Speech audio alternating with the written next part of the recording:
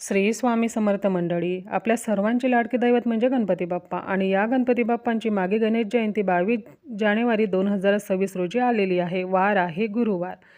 कठीणातील कठीण इच्छासुद्धा या दिवशी गणपती बाप्पांची उपासना केल्यास पूर्ण होतात. 14 विद्या 64 कलांचे अधिपती असलेल्या गणपती बाप्पांचा माघ महिन्यातील गणपती उत्सव आहे. मागी गणेश जयंतीला तिलकुंद चतुर्थी म्हणून सुद्धा ओळखले जाते. या दिवशी गणपती बाप्पांना तिळगुळाचे लाडू किंवा मोदक करून बाप्पांना नैवेद्य दाखवला जातो. तिळगुळाच्या लाडूला विशेष असा मान आहे, तर खूप महत्त्वाचा हा नैवेद्य आहे.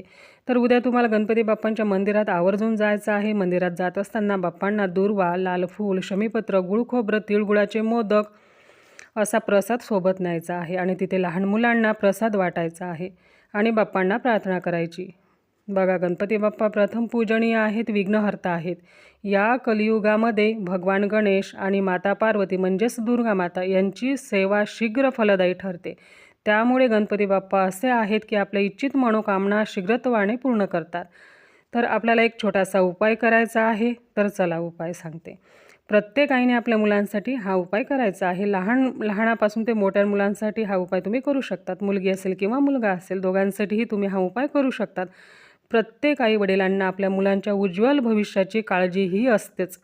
तर या उपायाने मुलांची भरभरून प्रगती होईल. अभ्यासात, करिअर, नोकरी यामध्ये यश प्राप्त होईल.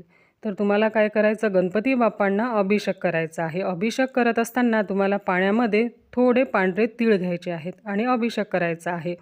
अभिषेक करत असताना गणपती अथर्व शीर्षमचं तुम्हाला पठण करायचं आहे. नंतर हे तीर्थ मुलांना प्यायला द्यायचं आहे. या तीर्थाने मुलांची अभ्यासात एकाग्रता वाढेल. नंतर एका प्लेटमध्ये मुठभर मसूर डाळ घ्या आणि त्यावरती गणपती बाप्पांची मूर्ती ठेवा.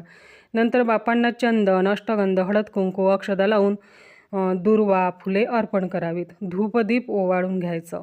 त्याच्यानंतर आरती करून नैवेद्य दाखवायचा आणि मुलांकडून 108 वेळा ओम गणनाथाय, गजाननाय, लंबोधराय, परशुहस्ताय, मेघनाथाय, दुर्गापुत्राय मम कार्य सिद्धी कुरु स्वाहा या मंत्राचा जप करायचा. मुलं जप करत नसतील तर आईने जप केला तरीही चालेल. नंतर दुसऱ्या दिवशी सकाळी ही डाळ मुलांच्या जेवणात तुम्हाला वापरायची आहे.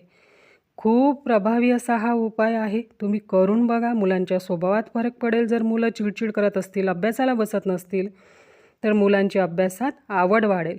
इतर समस्याही सुटतील. नक्की तुम्ही हा उपाय करून बघा. श्री स्वामी समर्थ. धन्यवाद.